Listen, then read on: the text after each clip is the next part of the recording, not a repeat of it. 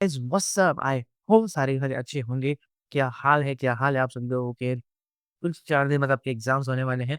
ये बेसिकली 3 तारीख को हम जो है ये मैराथन अपलोड कर रहे हैं। आई होप अपने जो कल लेक्चर अपलोड होगा 2 तारीख को, पूरी इकोनॉमिक्स की मैराथन हमने कंडक्ट करी थी, वो आपने आई होप देख ली हो।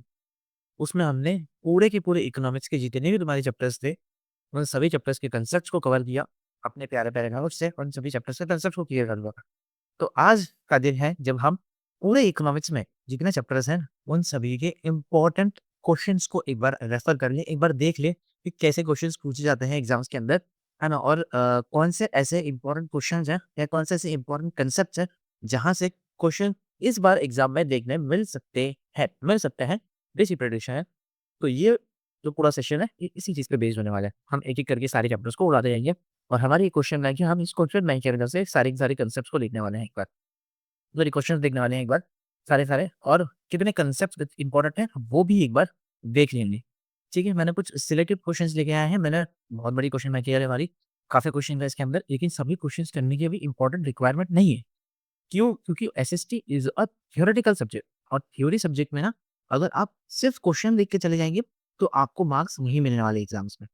ये मैथ्स नहीं है जहाँ पे आप थोड़े से सिर्फ कांसेप्ट्स देख करके बहुत सारे क्वेश्चंस लगा के जाओगे, तो प्रैक्टिस हो जाएगी और तुम एग्ज़ाम में अच्छे स्कोर कर पाओ, क्वेश्चन बना पाओ। ये एसएसटी है, ये थ्योरेटिकल। यहाँ पे तुमको थ्योरी अच्छे से मालूम होनी चाहिए, कांसेप्ट्स अच्छे से मालूम होना चाहिए, चैप्टर के हर एक कोने की तुमको नॉलेज होनी चाहिए। फिर भले तुम कोई इंपॉर्टेंट क्वेश्चन देखो या कोई क्वेश्चन देख के नहा भी जाओगे ना, तो भी तुमको अच्छे मार्क्स आ जाएँगे। क्यों? क्योंकि तुमने सारे कांसेप्ट्स करके गए। क्वेश्चन किसी भी कोने से बन जाए एनसीईआरटी के, तुम्हारे को आराम से बन जाएगा। इसलिए कांसेप्ट्स विज़ योर फर्स्ट प्रायोरिटी, और दैट्स द रीज़न हमने पहले कांसेप्ट्स ही कवर करवाए हैं और कांसेप्ट हमने डिटेल में कवर करवाए हैं।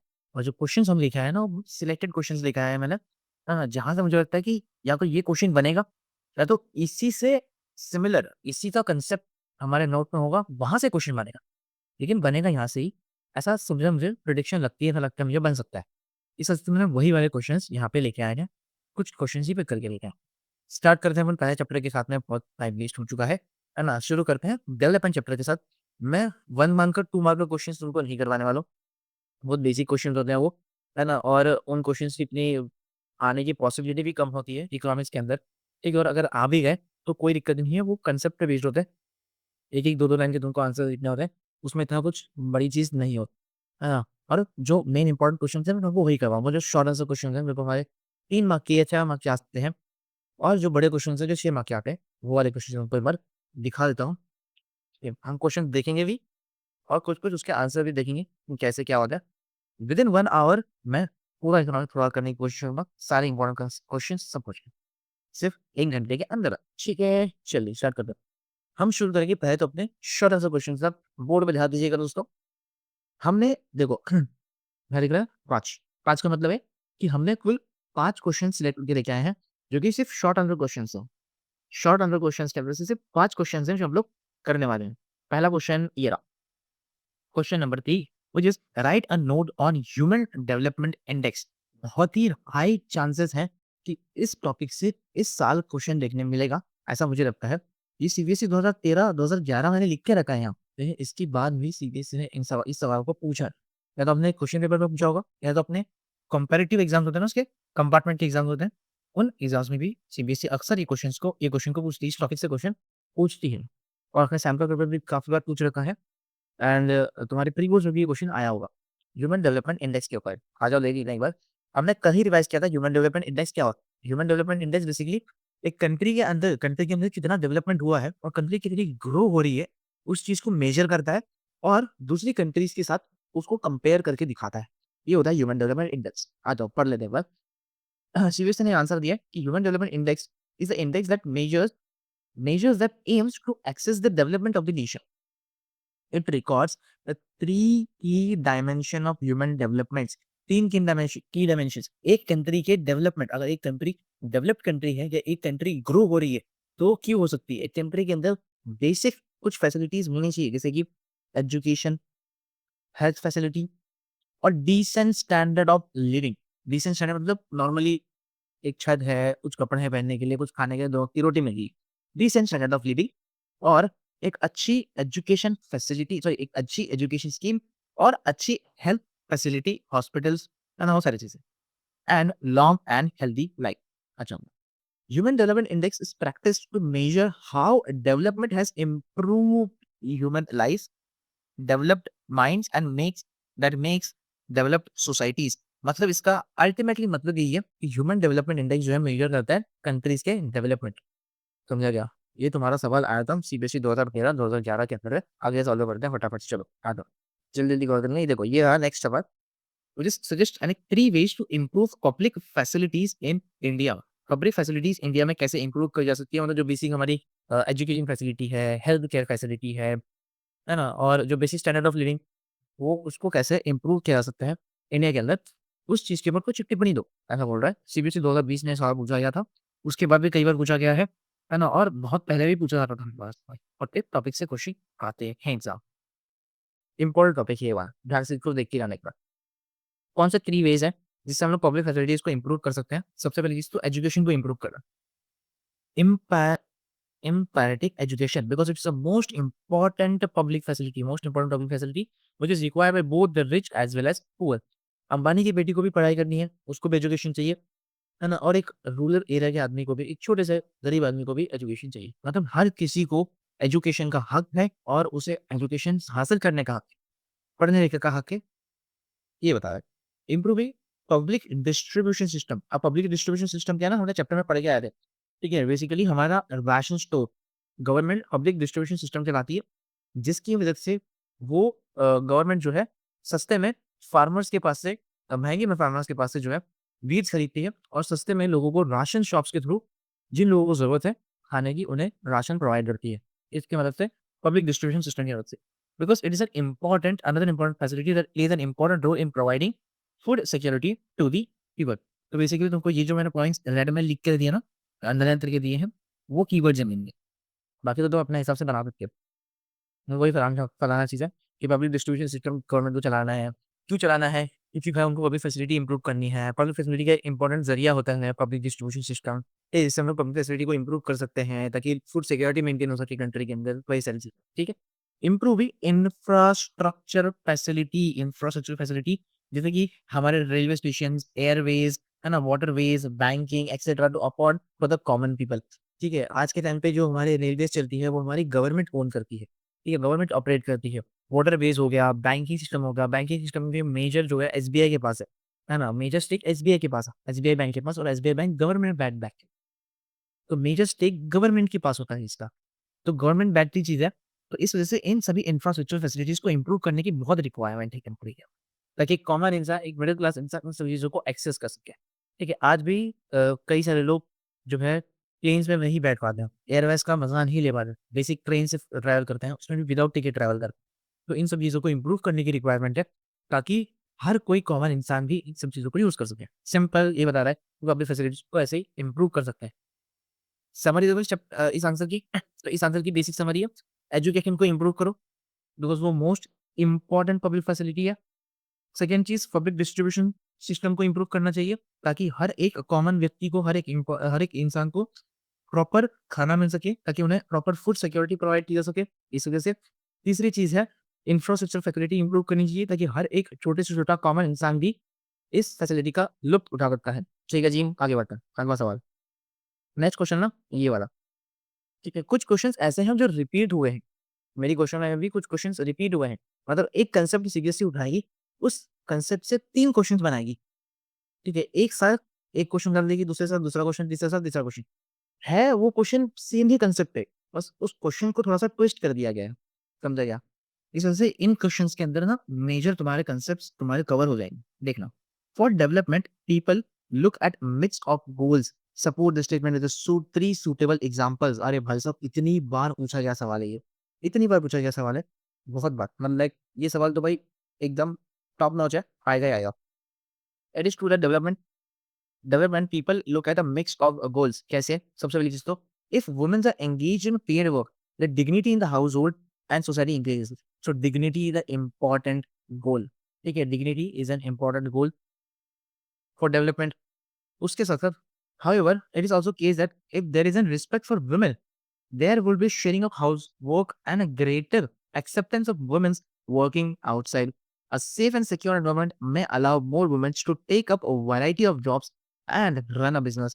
These are goals other than income. Hence, the development goal is not only a better income but also an other important things in life. Basically development जो है सिर्फ और सिर्फ इनकम से रिलेटेड नहीं है। लोग मिक्स ऑफ गोल्स की तरफ देखते हैं। इस क्वेश्चन को अच्छे से याद करके चले जाना, ठीक है? इस आंसर को एक बार अच्छे से याद करके चले जाना, बिकॉज़ यहाँ से क्वेश्चन यहाँ से ये जो क्वेश्चन है वो आने के चांसेस काफ़ी हाई हैं। नेक्स्ट क्वेश्चन में चलते हैं फटाफट। आ जाओ। क्वेश्चन नंबर 9 जो है वो क्वेश्चन नंबर 6 से काफ़ी ज़्यादा सिमिलर है। ठीक है? जैसे मैंने लोगों को कहा ना कि क्वेश्चन बैंक में भी कई क्वेश्चन ऐसे हैं जो सेम कांसेप्ट पे हैं। बस उसको ट्विस्ट एंड टर्न कर दिया सीबीएसई ने, वही है देखो। People have conflicting developmental goals, कहाँ से है ये question? The conflicting developmental goals मतलब हर किसी के लिए डेवलपमेंट डिफरेंट होता है। Goals development different for different people. Developmental goal for different people. मैं दिखा देता हूँ देखो। कहाँ गया? ये रहा। ये देखो ये वाला। ये टॉपिक हमने देखा था ना? डिफरेंट फॉर डिफरेंट पीपल, हमने कल ही देखा था इसमें। इसमें हमने एग्जांपल लिया था वो डैम वाला, वो वाला एग्जांपल। ठीक है जी? अच्छा, उसी पे क्वेश्चन है ये वाला। Support the statement with a suitable example. CBSE ने 2016 और 2017 के टर्म 1 एग्जाम में पूछा था, उसके बाद भी कई बार पूछा गया है। ऐसा मत सोचना कि एक ही बार पूछा गया है सवाल, इंपॉर्टेंट है। क्वेश्चन नंबर 6 इससे सिमिलर है। आ जाओ एक बार क्वेश्चन नंबर 6 ही दिखा देता हूँ देखो। क्वेश्चन नंबर 6 है what may be development for one may not be development for the other. It may be even destructive for the other analyse the statement. ठीक है? या तो ऐसा क्वेश्चन पूछ लेगा, या तो क्वेश्चन नंबर 9 जो है ना, ऐसा क्वेश्चन पूछ लेगा। बट है दोनों सेम कांसेप्ट पे, दोनों के आंसर भी सेम होंगे। देखना, डिफरेंट पर्सन्स के पास डिफरेंट कॉन्फ्लिक्टिंग नोशंस हो सकते हैं कंट्री के डेवलपमेंट के लिए। ठीक है? In fact to person in a group of persons में see things which are conflicting. ठीक है? लाइक हर किसी के लिए डेवलपमेंट अलग है। ठीक है? आपके लिए जो डेवलपमेंट है वो मेरे लिए डेवलपमेंट नहीं होगा। जो मेरे लिए डेवलपमेंट है, जो मेरे नज़रिए में डेवलपमेंट है, वो आपके लिए डेवलपमेंट नहीं होगा। आपके लिए वो यूजलेस चीज़ होगी। ठीक है? To get more electricity industrialist may want more dams. ये हमारा एग्जांपल आ गया। ठीक है? जब हमने एग्जांपल लिखा था, but this may submerge the land. ठीक है? इससे वो क्या सकता है, इलेक्ट्रिसिटी तो जनरेट होगी। हम डैम बनाएँगे, लैंड के ऊपर डैम बनाएँगे, तो उससे इलेक्ट्रिसिटी जनरेट होगी। बड़े-बड़े डैम बनेंगे, इलेक्ट्रिसिटी जनरेट होगी। लेकिन इससे अल्टीमेटली हमारी लैंड को नुकसान पहुँचेगा। ठीक है? लैंड को भी नुकसान पहुँचेगा, नेचुरल रिसोर्स को नुकसान पहुँच रहा है। और साथ ही साथ जो लोग वहाँ पे रहते हैं, disturb the lives of the people. जो लोग वहाँ विलेजेस में रह रहे हैं, उनके घर-बार उजड़ जा सकते हैं। ठीक है? उन्हें शिफ्ट किया करना पड़ सकता है, उनके घर उगड़ सकते हैं। Who have displaced such as tribes. अक्सर गाँव-देहातों में ट्राइबल पीपल ही रहते हैं, उनकी बात हो रही है। They meant they might they might resent this and may prefer small check dams or tanks to irrigate their land. Basically यहाँ पर यही बोल रहा है, सिंपल चैप्टर की आंसर की स्टार्टिंग में, आंसर की स्टार्टिंग में बस इतना बताना है कि डेवलपमेंट जो है डिफरेंट होता है डिफरेंट लोगों के लिए। और जो एक के डेवलपमेंट है वो दूसरे के लिए डेवलपमेंट नहीं होगा, जो दूसरे के लिए डेवलपमेंट है वो किसी के लिए डेवलपमेंट नहीं होगा। डेवलपमेंट जो है कॉन्फ्लिक्टिंग नेचर के हो सकते हैं। साथ ही साथ किसी एक के लिए कोई डेवलपमेंट है तो दूसरे के लिए वो डिस्ट्रक्टिव नेचर का भी हो सकता है, कभी कभार बहुत ज्यादा हार्मफुल भी हो सकता है। बस यही कुछ बताना है ना? उसके बाद जो हमारा इलेक्ट्रिसिटी का एग्जांपल अपनी लिया था क्लास में, वही बस एग्जांपल यहाँ चिप गया है, हो गया। चलो, क्वेश्चन नंबर 6 भी दिखा देता हूँ एक बार, चलो आ जाओ। देखो क्वेश्चन नंबर 6 सेम चीज़ यहाँ पर भी बताई गई है। ठीक है? आ जाओ। अगला सवाल क्वेश्चन नंबर 12। क्वेश्चन नंबर 12 देखेंगे भैया। The issue of sustainability is important for the development. जो सस्टेनेबल डेवलपमेंट वाला पॉइंट है ना, जो हमने चैप्टर के आखिर में देखा था, आ जाओ तुमको याद दिला देता हूँ, याद दिला देता हूँ दोस्तों। ये वाला सस्टेनेबिलिटी ऑफ डेवलपमेंट वाला पॉइंट, जो ग्राउंड वाटर इन इंडिया और एग्जॉशन ऑफ नेचुरल रिसोर्सेज, ये 2 पॉइंटर्स में हमने जो सस्टेनेबिलिटी ऑफ डेवलपमेंट वाला पॉइंट देखा था, उसके ऊपर सवाल है। इसके ऊपर काफ़ी सवाल दिए हुए हैं क्वेश्चन में। एक लॉन्ग आंसर क्वेश्चन भी है 6 मार्क का, वो भी तुमको दिखाऊँगा, इसी टॉपिक के ऊपर है। The issue of sustainability is important for the development. Exam district में sustainability development aims at fulfilling the needs of today without compromising the needs of future generation. Sustainability of development का मतलब है कि हम आज के टाइम पे, देखिए आज बैठ के बिना फ्यूचर की टेंशन लिए हम आज बढ़िया तरीके से रिसोर्स का यूज कर रहे हैं अपने कन्वीनियंस के हिसाब से, बिना फ्यूचर की टेंशन लिए हुए। Sustainability is the capability to use the resources judiciously and maintain the ecological balance. लेकिन सस्टेनेबिलिटी हमको बोलती है कि जो आप ये रिसोर्सेज को यूज कर रहे हो या जिस प्रकार से यूज कर रहे हो बिना किसी फ्यूचर की टेंशन लिए, आप ये उस पर थोड़ी सी लगाम लगाओ। इसे एक मेंटेन तरीके से, मतलब एक सही तरीके से सस्टेनेबली इसको यूज करो, ताकि ज़्यादा आप इसको ओवर एक्सप्लॉइट ना करो। जो हमने ग्राउंड वाटर ऑफ इंडिया के एग्जाम्पल में देखा था, और नेचुरल रिसोर्स जो क्रूड वाले का एग्जांपल था उसमें भी हमने ये देखा था। It leaves emphasis on environmental protection, ताकि हम लोग एनवायरमेंट को प्रोटेक्ट कर सके। नेचुरल रिसोर्सेज बचेंगे, ठीक है, नेचर बचेगा, नेचर को प्रोटेक्ट कर रहे हैं, एनवायरमेंट प्रोटेक्ट होगा अल्टीमेटली, ठीक है। एंड चेक एनवायरमेंटल डिग्रेडेशन, जिसे हम लोग ओवर एक्सप्लॉइटेशन करते हैं, एनवायरमेंट डिग्रेड ना हो इस वजह से। तो बेसिकली एनवायरमेंट को प्रोटेक्ट करने के लिए और एनवायरमेंट को डिग्रेड होने से बचाने के लिए हमको सस्टेनेबिलिटी रिसोर्सेज को यूज करना चाहिए, ठीक है। क्योंकि हम रिसोर्सेज को सस्टेनेबली यूज ही नहीं कर रहे हैं बिना किसी फ्यूचर की नीड्स को ध्यान में रखते हुए। इस वजह से ये है क्वेश्चन नंबर 12। नेक्स्ट आ जाओ, हम आ चुके हैं लॉन्ग आंसर क्वेश्चन पे। कुल देखो यहाँ पे क्वेश्चन थे 13 क्वेश्चन में तो 5 क्वेश्चन वो सिर्फ करवाए हैं, ठीक है। इसके पीडीएफ भी तुमको मिल जाएगी। अब मैंने क्यों 5 करवाए तुमको समझ में आएगा। बाकी क्वेश्चन चिंगी क्वेश्चन है, लाइक ऐसे क्वेश्चन जो रिपीट नहीं हुए हैं, सीबीएसई ने रिपीट कभी किए नहीं है इन क्वेश्चन को, और कभी इन क्वेश्चन से सवाल पूछा भी नहीं, कंसेप्ट से सवाल पूछा भी नहीं, ठीक है। बट तुमको मैं एक बार वापस से दिखा दूंगा कौन से इंपॉर्टेंट कंसेप्ट यहाँ तुमको एक बार नजर मार के जानी चाहिए नोट्स, ठीक है। आ जाओ, अब बात करते हैं लॉन्ग आंसर क्वेश्चंस की। लॉन्ग आंसर क्वेश्चन में सबसे पहला सवाल ही सस्टेनेबिलिटी ऑफ डेवलपमेंट के ऊपर है। चेक करना है हमें 2020 सीबीएसई, एक सेकंड चेक करना सीबीएसई 2020, सीबीएसई 2016, 14, 13, सीबीएसई 2015 एंड 2014। अब आप समझ जाओगे कितना इंपॉर्टेंट क्वेश्चन है ये, ठीक है। ये एक्चुअली एक ही कंसेप्ट पे बेस्ड है, लेकिन 3 डिफरेंट क्वेश्चंस थे। मैंने तुमको कहा ना, एक ही कंसेप्ट है, ये लोग 3 डिफरेंट टाइप के क्वेश्चन बनाएंगे, आंसर उसके सेम ही होंगे, बट 3 डिफरेंट क्वेश्चन बनाएंगे और उसको फिर अलग-अलग एग्जाम में पूछते रहेंगे। समझा क्या? वही किया है यहाँ पे और कुछ नहीं। What is the issue of sustainability development? Sustainability important for development, explain. जो हमने लास्ट क्वेश्चन देखा ना अभी शॉर्ट आंसर का, वही करना है। Explain the importance of sustainability development by giving the example of ground water. जो ग्राउंड वाटर का एग्जांपल हमने लिया था, उसका एग्जांपल देके हम बताना है कि हमको क्यों रिसोर्सेज को सस्टेनेबली यूज करना चाहिए, है ना? और क्यों हमको फ्यूचर जनरेशंस को मद्देनजर रखना चाहिए, और किस तरह से हम लोग एनवायरनमेंट को प्रोटेक्ट कर सकते हैं, डिग्रेड होने से बचा सकते हैं। Simple. What does sustainability of development means? How can sustainability development to be achieve? अब सस्टेनेबिलिटी ऑफ डेवलपमेंट होता क्या है, कैसे कर सकते हैं, वो सारी चीजें जानकारी, मतलब बेसिकली एक ही इसका आंसर होने वाला है। आ जाओ पढ़ो, आंसर पढ़ना है। सस्टेनेबिलिटी डेवलपमेंट जो है ना, ये एक ही तरीका है कि हम बिना सैक्रिफाइस करे इन्वायरमेंट के ऊपर हम फ्यूचर जनरेशन को बचा सकें, ठीक है। The present generations can continue to develop sustainable development is significant because it encourages the growth that minimizes environmental issues, ठीक है। हम इन्वायरमेंट पे ज्यादा स्ट्रेस ना डालें और उसको बचा के रखें। Basic it is only way to address the concerns of future generations along with accommodating the needs of current generations। मतलब आज के टाइम पे हमको, जैसे हमने क्रूड ऑयल का एग्जांपल लिया था, क्रूड ऑयल आज के टाइम पे हमारे लिए जरूरी है, लेकिन वो एक नॉन रिन्यूएबल रिसोर्स है। हमको उसे उस लिमिट तक ही यूज करना है, उतना ही यूज करना है जिससे हम फ्यूचर जनरेशंस को भी बहुत ज्यादा प्रॉब्लम ना दे, ठीक है। फ्यूचर में आने वाले प्रॉब्लम्स को भी हम लोग टैकल करवाएं, और फ्यूचर में भी हम अपने आप पे इतनी मुसीबत ना आन पड़े, और साथ साथ करंट सिचुएशन में हमारी काम बन जाए। मतलब इतना निकालना है क्रूड ऑयल अपने को, जिससे हमारा फ्यूचर में भी काम बन जाए और करंट सिचुएशन में, करंट जनरेशन में भी हमारा काम बन जाए। Simple. It demands the resource reserves, ठीक है। रिसोर्सेस को रिजर्व करके रखो, ठीक है। Excluding exhaustive natural exhaustible natural and environmental resources to be maintain. This keeps the atmosphere healthy for the current generations, ठीक है। मतलब हमको जो रिसोर्सेज हमने निकाले हैं ना, उन रिसोर्सेज को रिजर्व बना के रखो, उन रिसोर्सेज का साथ ही साथ कौन से रिसोर्सेज, जैसे कि एक्सॉस्टेबल नेचुरल रिसोर्स होते हैं और जो एनवायरमेंटल रिसोर्स होते हैं ना, उनको मेंटेन करके रखो, ताकि हम अपनी इसी जनरेशन के अंदर एक हेल्दी तरीके से एटमॉस्फेयर को रख सकें। मतलब बेसिकली पॉल्यूशन पॉल्यूशन ना हो, एनवायरमेंटल डिग्रेडेशन ना हो उस वजह से, ठीक है। यही हमको बता रहा है कि how can develop sustainable development be achieved. इसका आंसर ये, for example recent studies suggest that because of over use, ये हमारा एग्जाम्पल आ गया ग्राउंड वाटर का। ओवर यूज की वजह से जो ग्राउंड वाटर हुआ है इंडिया के अंदर, काफी एग्जॉस्ट हो गया, ठीक है। ओवर यूज की वजह से इंडिया में जो ग्राउंड वाटर है वो हम काफी यूज करने लग गए हैं, और इस रीजन से वो खत्म होने लग गया है ग्राउंड वाटर इंडिया के अंदर।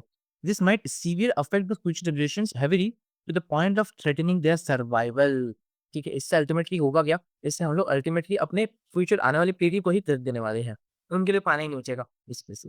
चलो आ जाओ नेक्स्ट क्वेश्चन होता है। क्वेश्चन नंबर 2 ही अपना नेक्स्ट क्वेश्चन है। Question number 2, in what respect is the criterion used for UNDP to measure development in countries across the world different from that of a World Bank? अब इसमें बताओ मुझको, अपने को बोलना क्या है या फिर हमसे पूछ क्या रहा है, अपने से माँग क्या रहा है ये? हमने ना ये एक पॉइंट पढ़ा था देखो यहाँ पे, एक काम करो ध्यान से अपने आओ, एक तुमको दिखाता हूँ मैं, रुक जाओ। अपन ने ये देखा था यहाँ पे, ये देखो ये, कि ह्यूमन डेवलपमेंट रिपोर्ट हमने 2023 की ह्यूमन डेवलपमेंट रिपोर्ट देखी थी, जो यूएनडीपी निकाल रही थी। और यूएनडीपी ने बताया था कि जिन कंट्रीज की इनकम $63,400 पर ईयर से ज्यादा है, वो हाई इनकम कंट्री है। तो किस तरह से मेजर कर दी है और उसके बेसिस क्या मेजर करने की, वही पूछ रहा है। तो यही यही इसका आंसर है, यही इसका आंसर होने वाला है देखो।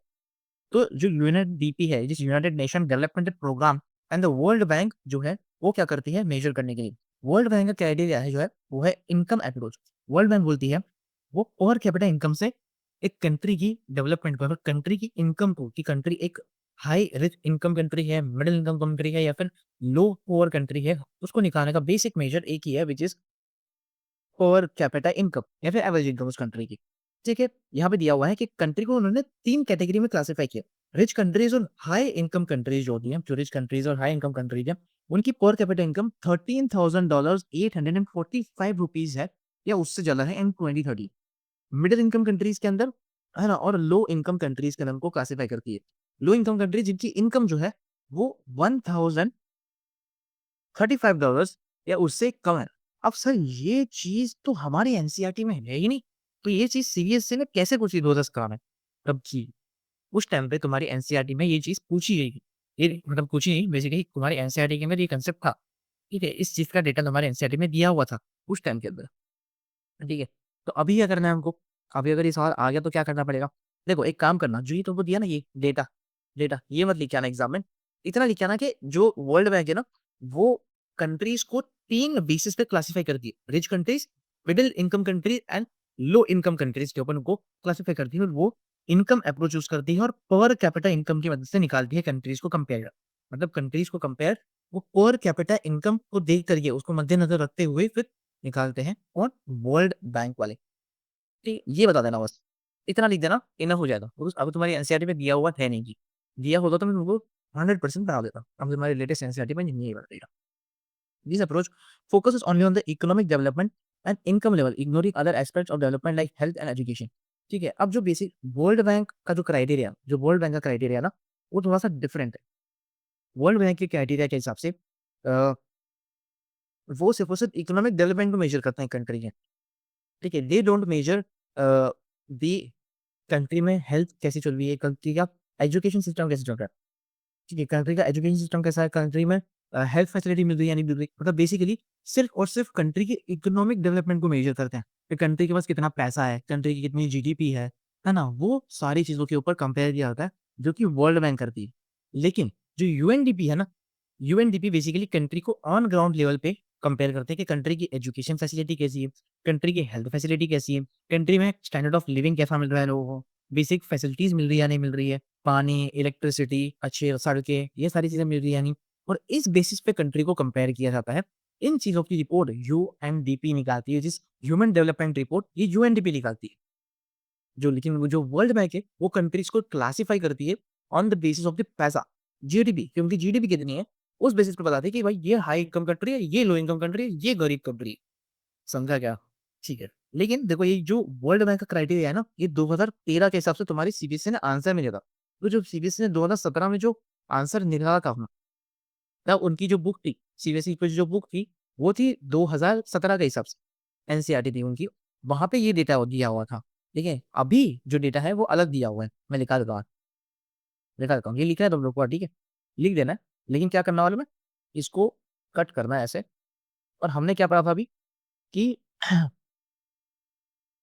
यूएस डॉलर्स, ये सेकंड, हट जा। हमने पढ़ा फिर यूएस डॉलर 63,400 पर ईयर और मोर। ठीक है? हाँ, उस कंट्री को हम बोलेंगे कि वो high income country. That country is what, that country is an high income country. और पुअर कंट्री हमने किसको कहा था, जिसकी यूएस, जिनके पास यूएस डॉलर 1335 नहीं है, कम है। कितना है बताओ? कहाँ आ जाओ मित्रों, जिनकी है लेस देन डॉलर्स, हमने देखा था, देखो आ जाओ, मुझे 2,400 रुपीज पर ईयर। कितने हैं $24 2400 पर ईयर, समझा क्या? तो यहाँ पे थोड़ा तुमको वेरिफिकेशन करने की जरूरत है बस, और कुछ नहीं। आ जाओ। यूएनडीपी के हिसाब से क्या है, यूएनडीपी ह्यूमन डेवलपमेंट इंडेक्स निकालती है, जैसे ह्यूमन डेवलपमेंट रिपोर्ट निकालती है, ठीक है, ह्यूमन डेवलपमेंट इंडेक्स निकालती है। उस हिसाब से वो कंट्री को जो है पर कैपिटा इनकम के हिसाब से दिखती है, जो कि उसकी इकोनॉमिक डेवलपमेंट को देखती है। उनके अंदर कंट्री के अंदर हेल्थ फैसिलिटी कैसे दी जा रही है, एजुकेशन फैसिलिटी कैसे दी जा रही है, उन चीज़ों को कंपेयर करती है ऑन ग्राउंड लेवल पे, और फिर उस तरीके से कंट्रीज़ को कंपेयर करती है। कंट्रीज़ को कंपेयर करती है और उनकी ग्रोथ को आइडेंटिफाई करती है, और एक एस्टिमेट निकालती है। This approach is more comprehensive because it's considered both economic and social indicators of the development. Economic and social indicators of the development. Basic तुमको एक रिवाइज़ करवाऊँ उसमें क्या लिखा हुआ है? अच्छा, रिवाइज़ करवा देता हूँ बेसिक। चल बेसिक। है ना? जो यूएनडीपी है और वर्ल्ड बैंक 2 अलग-अलग डेटास निकालते हैं। वर्ल्ड बैंक जो निकालती है ना data, it is solely basis of the economic development के हिसाब से। अगर आज उनको एज़ एन इंडिया को कंपेयर करना है किसी और कंट्री के साथ, तो वो पहले ये देखेंगे कि इंडिया की जीडीपी कितनी है, इंडिया का इकोनॉमिक डेवलपमेंट कितना है, इंडिया कितना पैसा कमा पा रही है। उस चीज़ पे वो फिर क्राइटेरिया के हिसाब से इंडिया को एक कैटेगरी में डालेंगे। जैसे कि इंडिया एक मिडल इनकम कंट्री है, या एक लोअर मिडल इनकम कंट्री है, या फिर एक हाई रिच कंट्री है, उनके पर कैपिटा इनकम के हिसाब से। तो यहाँ पे हाइलाइटेड चीज़ कौन-सी है? ये इनकम को ही बस देखते हैं। इनकम अप्रोच ही इन लोगों का एकमात्र तरीका होता है। किसका? वर्ल्ड बैंक का। वो वर्ल्ड बैंक जो है कंट्रीज़ को कंपेयर करती है बेसिस ऑन द कंट्री की पर कैपिटा इनकम कितनी है, दूसरी चीज़। नेक्स्ट, वो कैटेगरीज़ में डालते हैं कंट्री को। कंट्री को 3 कैटेगरी में बाँट देते हैं। कंट्री की पर कैपिटा इनकम के हिसाब से उनको कैटेगरीज़ में बाँटा जाता है, कि कोई कंट्री रिच कंट्री है। अब किसी कंट्री की यूएस डॉलर्स 6400 पर ईयर, या फिर उससे ज़्यादा उनकी पर कैपिटा इनकम है, तो उसको ये लोग बोल देते हैं कि वो एक हाई रिच कंट्री है। वरना कोई कंट्री जो है लो इनकम कंट्री होगी, तो वहाँ पे जो है उनकी इनकम पर capita income $2400 in a year या उससे कम होगी। ठीक है क्या? ऐसी कंट्री को इन लोग बोल देते हैं कि ये लो इनकम कंट्री है, और बाकी कंट्रीज़ मिडल इनकम कंट्रीज़ होती हैं।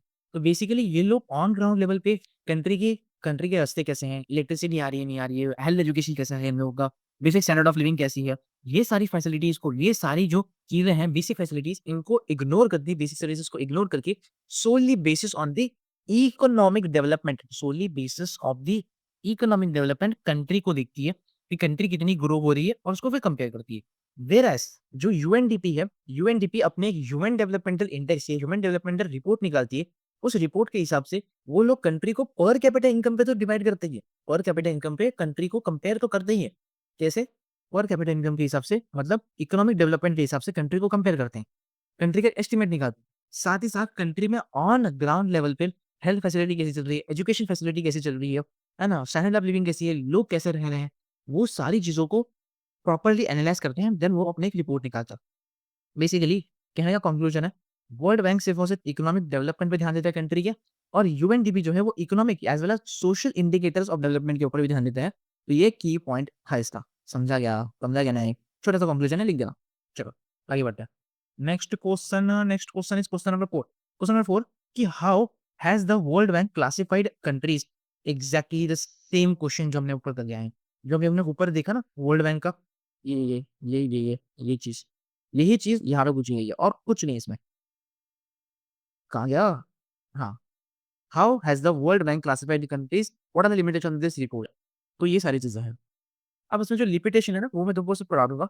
अभी जो हमने वर्ल्ड बैंक का देखा कि हाई रिच कंट्रीज़ $6400 से ज़्यादा रहेगा पर कैपिटा इनकम, तो हाई रिच कंट्रीज़, या फिर लो इनकम कंट्रीज़ जिसके $2400 से कम पर कैपिटा इनकम रहेगी, तो समझे क्या? और इन दोनों के बीच में कोई आते हैं तो उसको हम लोग बोलते हैं lower middle class income countries, जो कि इंडिया है एक तरीके से। इसकी लिमिटेशंस क्या है वो देखना। The limitation of this report can be explained, it is considered only income. अब क्या लिमिटेशंस हो सकती है? हमने ऊपर ही देख कर आया, एक कंट्री को ये लोग सिर्फ और सिर्फ इकोनॉमिक डेवलपमेंट के हिसाब से, सिर्फ इनकम के बेसिस पे इन लोग कंपेयर करते हैं। ये लोग कोई सोशल फैक्टर को नहीं देखते कि हेल्थ फैसिलिटी, एजुकेशन फैसिलिटी कैसी है।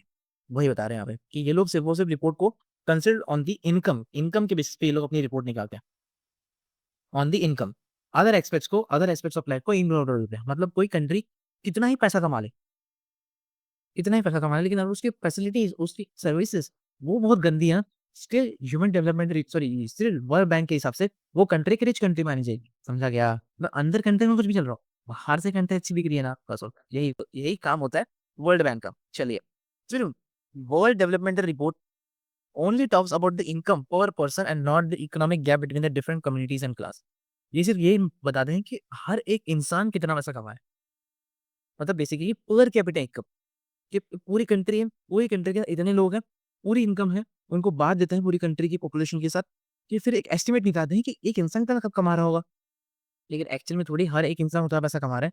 कोई इंसान कम पैसा कमा रहा है, कोई इंसान ज़्यादा पैसा कमा रहा है। अंबानी हमसे कहीं ज़्यादा पैसा कमा रहा है, ठीक है? कुछ लोग बहुत कम पैसा कमा रहे हैं, समझा गया। कुछ लोग बहुत ही लाइक मिडल क्लास कैटेगरी के अंदर आते हैं, समझा? चलो आ जाओ। Next question is question number 5 which explain the 3 components of human developmental index. ठीक है, आ जाओ। इसके ऊपर बड़ा क्वेश्चन है, बड़ा आंसर है इसका। आ जाओ इसको देखते हैं। Development is an broad concept that goes beyond just income and wealth. अब क्या करने वाला है, तुमको इसको फ्रेम कैसे करना है सब? थोड़ा बड़ा क्वेश्चन है ना, 6 मार्क का आंसर आने वाला है। इसमें ना सबसे पहले तो डेवलपमेंट के बारे में कुछ-कुछ चीज़ें लिख देना। कि डेवलपमेंट क्या था, है ना? वो सारी चीज़ें कि डेवलपमेंट सिर्फ़ और सिर्फ़ हम लोग ग्रोथ को नहीं बोलते, ये ब्रॉडर टर्म है ना? सिर्फ़ इनकम और हम लोग वेल्थ को ही जो है यहाँ पे डेवलपमेंट से लिंक नहीं कर सकते। सिर्फ़ और सिर्फ़ इनकम ज़रूरी नहीं होती डेवलपमेंट के लिए। इनकम के अलावा भी काफ़ी और एस्पेक्ट्स होते हैं, जितना तुमको चैप्टर में पढ़ाया ना स्टार्टिंग में इंट्रोडक्शन में, सब हो देना। उसके बाद लिखना कि ह्यूमन डेवलपमेंटल रिपोर्ट क्या होती थी? ह्यूमन डेवलपमेंट रिपोर्ट बता देना। फिर बोलना कि यूएनडीपी ह्यूमन डेवलपमेंट रिपोर्ट को निकालती है, पब्लिश करती है, बस। उसके बाद बोल देना कि index into account multiple factors जो कि डिटरमाइन करते हैं ह्यूमन बीइंग्स को। चलो ये हटाओ, इसको हटाओ। फिर बोलना है कि कंपोनेंट्स क्या है ह्यूमन डेवलपमेंट इंडेक्स के, पढ़ रखे आपने, देख लो। Education level of the people. Education plays an important role in human development. Education, health facility, standard of living, per capita income. अरे यही बताना है अपने को यहाँ पे, बस थोड़ा ब्रॉडर टर्म बताना है। देखो ध्यान से पढ़ो। हमको एजुकेशन लेवल के बारे में बताना है, हमको हेल्थ स्टेटस के बारे में बताना है, और पर कैपिटा इनकम के बारे में बताना होता है इस चैप्टर में। जो हमने यूएनडीपी का यहाँ पे पॉइंट आ गया ना, ह्यूमन डेवलपमेंट रिपोर्ट का, वो ऐसी चीज़ के बारे में बात करता है। मैं वापस से तुमको एक बार ना पूरी की पूरी चैप्टर के लिए समराइज़ कर देता हूँ अच्छे से। बहुत इंपॉर्टेंट है ये, यहाँ से क्वेश्चन आ सकता है, इस वजह से क्या है।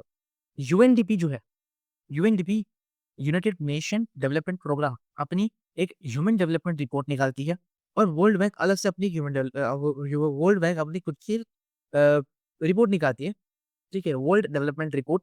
उस रिपोर्ट के हिसाब से वो लोग कंट्रीज को कंपेयर करते हैं basis on the economic development. या कंट्री में इकोनॉमिक डेवलपमेंट कैसे चलता है, based on the income only.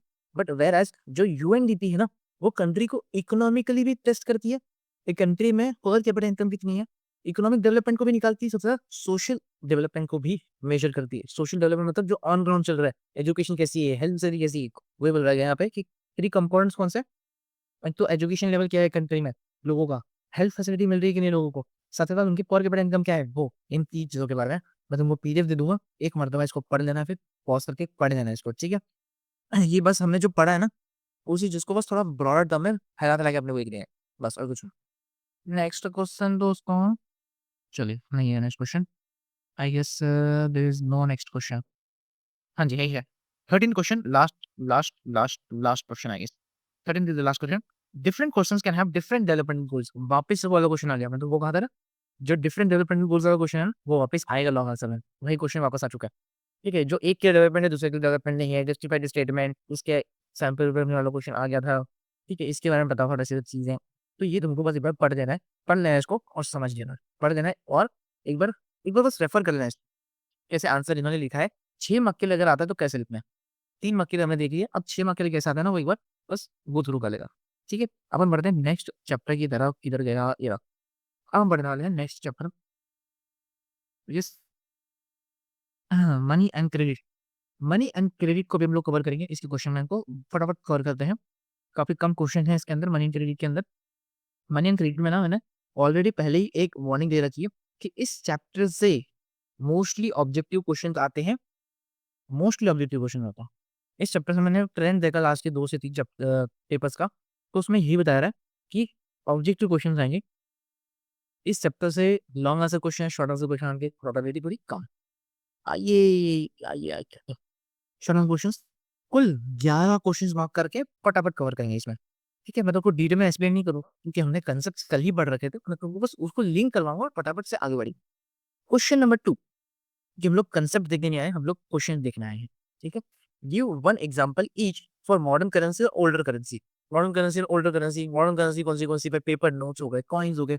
Older currency की गोल्ड हो गया, सिल्वर हो गया, है ना। और हम लोग किस चीज का यूज करते थे, प्रीफिस मेटल्स का यूज करते थे, ठीक है, जो गोल्ड सिल्वर का यूज करते थे उनके बारे में आपको बताना है, ग्रास शीट्स वो सारी चीजें, ठीक है जी, ठीक है जी, ठीक है जी। ये हो गया क्वेश्चन नंबर 2। डन। आ जाओ, सीबीएसई 2019 में सवाल आया था। क्वेश्चन नंबर 3 क्या बोलते हैं, देखना ध्यान से। क्वेश्चन नंबर 3 थोड़ा सा केस बेस्ड वाला क्वेश्चन है, बट बहुत इजी है, पढ़ो। बोलते हैं कि कृष्णा नाम का एक बंदा है, कृष्णा नाम का एक बंदा है, is working in a neighbour field on a very less wages. वो बहुत ही कम वेजेस में, मतलब बहुत ही कम दिहाड़ी में काम करता है। उसको अपने खर्चे के लिए कुछ पैसा चाहिए था, है ना, और इसके लिए वो लोन लेने जाता है, ठीक है। अब लोन वो एक लैंड ओनर से लोन लेता है, लैंड ओनर से। लैंड ओनर उसको इंटरेस्ट चार्ज करता है ऑफ 5% पर मंथ का। At present he owns the land owner, उसने 5,000 रुपए लैंड ओनर को दे दी, ठीक है। अब हमको ये बताना है, analyse his credit arrangement given below. Credit arrangement का मतलब है कि इस बंदे ने कहाँ से लोन लिया, फॉर्मल इनफॉर्मल। तो यहाँ पे जरा नजर मारना, लैंड ओनर की बात हो रही है। लैंड ओनर का मतलब होता है कि उसने इनफॉर्मल सोर्स से या इनफॉर्मल सेक्टर से लोन लिया है, और उसको जो इंटरेस्ट चार्ज हुआ थोड़ा हाई इंटरेस्ट चार्ज हुआ है, ठीक है। और हमको बस ये बताना कि उसने कहाँ से लोन लिया है, उसको कोलेटरल देना पड़ेगा कि नहीं, डॉक्यूमेंट देने पड़ेंगे कि नहीं, और इंटरेस्ट के ऊपर हाई चार्ज होने वाला है, वही बताना। Krishna takes loan from informal sources, view provides loan without collateral, उसको प्रोवाइड किया जाएगा, और डॉक्यूमेंट्स और कोलेटरल देने की उसको जरूरत नहीं है। साथ ही साथ उसको बहुत ही हाई इंटरेस्ट रेट्स पे चार्ज लगने वाला है ना, और 5% पर मंथ, मतलब जो कि 5% पर मंथ है। और इससे वो डेब्ट ट्रैप भी जा सकता है, बिकॉज इनफॉर्मल सेक्टर से अगर आपने लोन लिया तो डेब्ट ट्रैप में आप कर सकते हो। तो हमको ये बस एक बता के रखना, ठीक है, इजी। आ जाओ आगे बढ़ते हैं। क्वेश्चन नंबर 5 बोलता है कि प्रॉब्लम क्या थी बार्टर सिस्टम की, तो उसको एक्सप्लेन करो। मैंने उनको पहले से समझाया था बार्टर सिस्टम में क्या प्रॉब्लम थी। हमने एग्जांपल भी दिया था कल के दिन कि अगर एक व्यक्ति को कोई सामान बेचना है किसी दूसरे व्यक्ति को, ठीक है, तो जैसे कि अगर हमने एग्जांपल कर लिया था माही भाई का और विराट कोहली का, ठीक है, कि विराट कोहली के पास क्रिकेट की बैट है, तो उसको हेलमेट की जरूरत है, और माही भाई के पास हेलमेट है बट उनको क्रिकेट बैट की जरूरत है। तो मेन प्रॉब्लम बार्टर सिस्टम के साथ ये है कि हमको जो मेरे को बेचने का किसी को, जो मैं किसी को दे सकता हूँ, वो मेरे पास होना चाहिए, और जो मेरे को चाहिए ना वो सामने वाले बंदे के पास होना चाहिए। बेसिकली यहाँ पे अगर विराट भाई और धोनी है, तो विराट भाई के पास क्रिकेट की बैट है, उनको हेलमेट की जरूरत है। धोनी भाई के पास हेलमेट है, उनको क्रिकेट बैट की जरूरत है। तो दोनों की नीड्स जो है ना वो फुलफिल होनी चाहिए बार्टर सिस्टम से, ठीक है। पर बार्टर सिस्टम में प्रॉब्लम ये थी ना कि हमको पूरे गांव गांव में घूम के ये पता करना पड़ेगा कि जिस चीज की मेरे को जरूरत है, उस चीज की, जिस चीज की मेरे को जरूरत है ना, वो चीज उस बंदे के पास है ना, और जो चीज मेरे पास है उस चीज की सामने वाले बंदे को जरूरत है। तो बेसिकली माही विराट भाई को हेलमेट की जरूरत थी, तो उनको जगह जगह जाके ढूंढना पड़ेगा कि कौन सा ऐसा बंदा है जिसके पास हेलमेट है, जो मुझे हेलमेट देगा और मेरे पास से क्रिकेट बैट लेगा। ऐसा बंदा ढूंढना पड़ेगा, ये बाटा सिस्टम की प्रॉब्लम थी, ठीक है, ध्यान से लिखना। The inherent problem barter system is that it's not necessary that when one person is willing to exchange his or her goods, the person he और she wants to exchange with the willings to do the same. Basically English में बात होती है जो मैंने आपको हिंदी में समझाई। आगे बढ़ते हैं, क्वेश्चन नंबर 6। हाँ, ये सवाल भाई मीडियम ऑफ एक्सचेंज वाला इतनी बार पूछा गया ना एग्जाम में, तुम्हारे प्री बोर्ड में मैं 100% गारंटी बता दूं, तुम कौन से ही स्कूल से क्यों ना हो, तुम्हारे प्री बोर्ड में सवाल आया ही आया होगा। तुम्हारे 3 प्री बोर्ड हो, 4 प्री बोर्ड हो, किसी ना किसी एक प्री बोर्ड में तुमको ये सवाल दिखा ही होगा। मीडियम ऑफ एक्सचेंज क्यों बोलते हैं उसको, इसके ऊपर मैंने तुमको बढ़िया ना लिख के दिया था अपने नोट्स के अंदर, ठीक है। ये तुम आंसर इसको रेफर मत करना, नहीं रेफर करो तो भी चलेगा, ठीक है। मैं तुमको बढ़िया इसमें लिख के दिया था, क्यों लिख के दिया था, इसी रीजन से लिख के दिया था। लेकिन money as a medium of exchange, इसमें मैंने तुमको कुछ पॉइंट्स लिख के दिए, ठीक है, कि मनी के जैसे मनी एज यूज होता है कि हम लोग गुड्स को एक्सचेंज कर सकें, ईजी है हमारे लिए, एक कन्वीनियंस प्रोवाइड करता है हमको कि कोई भी सामान खरीदना, सामान खरीदो, पैसा दे दो, बात खत्म हो जाएगी। किसी भी गुड्स को, किसी भी कमोडिटी को, सर्विसेज को हम लोग खरीद सकते हैं। Money intermediary as an act करता है ना, एक्सचेंज करने के लिए। ऑल्सो ये डबल कोइंसिडेंस ऑफ वांट्स की नीड को फिनिश करता है, खत्म करता है। इस वजह से हम लोग मनी को as a medium of exchange use करते हैं। बस यही चीज तुमको अपने आंसर में लिख के आनी है, तुमको पूरे मार्क्स मिल जाएंगे। समझा गया? बस ये लिखे हो गए, मार्क्स मिल जाएंगे। अच्छा, आगे बढ़ता है। क्वेश्चन नंबर 7 का, justify the role of self help groups in the rural economy. के सेल्फ हेल्प ग्रुप्स क्या थे? बेसिक बेसिक चीजें तुमको मैं बता देता हूँ, यहाँ पे इंपॉर्टेंट चीजें जो है वो मैं हाईलाइट कर दूंगा।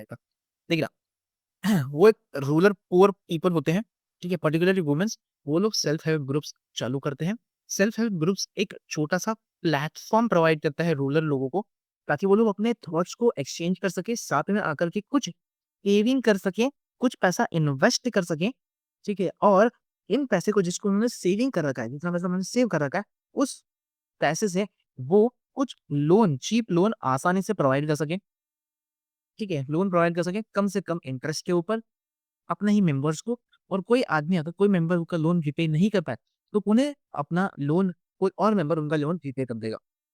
ऑल्सो जो है ऐसे चीज़ को एक मौका मिला है कि वो लोकल बैंक्स की तरह काम कर सकते हैं। ऑल्सो लोकल बैंक से लोन्स भी ले सकते हैं। ठीक है? It develops the power of decision making and develop political and social opinion. ठीक है? यही बात बताई गई है, बस एक बार पढ़ना उसको। चलो ठीक है। क्वेश्चन नंबर 8 पे आते हैं। Examine any 3 situation in which credit helps the development of agriculturist. Very important, very important कि कौन से ऐसे 3 सिचुएशंस है जहाँ पे क्रेडिट ने एक एग्रीकल्चरिस्ट एक फार्मर की मदद की हो सकती है। बहुत बेसिक है, बहुत ही कॉमन सेंस वाला सवाल है। मुझे बताओ, अगर एक कोई फार्मर लोन ले रहा है तो वो क्यों लेगा? ताकि उसकी प्रोडक्शन है उसको यूज़ कर सके। जो फार्मिंग करेगा, जो गुड्स वो बनाएगा, उसमें जो उसका खर्चा होगा, उस खर्चे को मीट करने के लिए, उस खर्चे को बियर करने के लिए वो लोन लेगा। ठीक है? To meet the ongoing expenses of the production. Simple सी बात है। अब वो कोई केमिकल्स खरीदेगा, पेस्टिसाइड खरीदेगा ताकि उसकी फसल अच्छे से उग सके।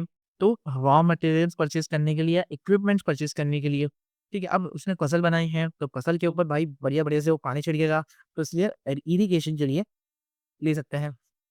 और लोन अगर लेगा तो पेस्टिसाइड डालेगा, इरिगेशन प्रॉपर होगा, प्रॉपर मेंटेन करेगा, तो टाइम से जो है उसकी प्रोडक्शन कंप्लीट हो पाएगी, ठीक है? अब पैसा लेगा, लोन होगा, पैसा लिया होगा, अगर पैसा होगा उसके पास, तो उस पैसे से वो इतनी सारी फसल उगाएगा तो उसको कहीं पे स्टोर करके रखेगा ना, तो स्टोरेज के लिए भी मदद कर सकता है। अल्टीमेटली इन सभी चीज़ों की वज़ह से उसकी फसल अच्छी उगेगी, अच्छे से स्टोर होगी, अच्छे से मार्केट में पहुँचेगी और बिकेगी और वो पैसा कमा पाएगा बेसिकली उसकी इंक्रीज़ अर्निंग्स भी इंक्रीज़ हो सकती है। तो यही कुछ पॉइंट्स हैं बेसिक लॉजिकल पॉइंट्स। आ जाओ आगे बढ़ो। Next question is question number 10 which is why do lender ask for collateral while lending? Collateral की क्या ज़रूरत पड़ती है?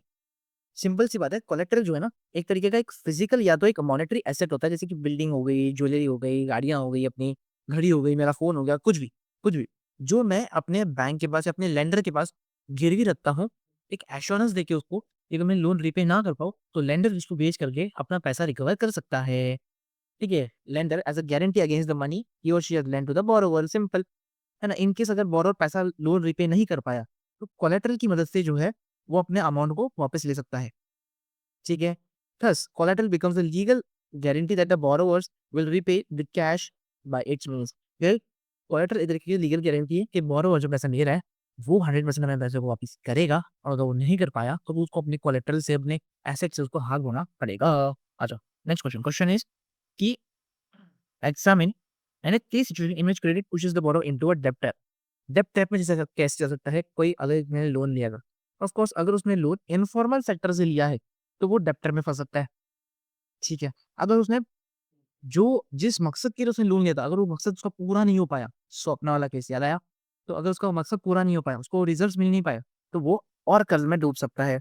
Difficult in repaying the loan due to uncertain circumstances. कुछ चीज़ें ऐसी हो सकती है जिससे वो लोन को रीपे ना कर पाए, तो उससे वो कर्ज में डूब सकता है।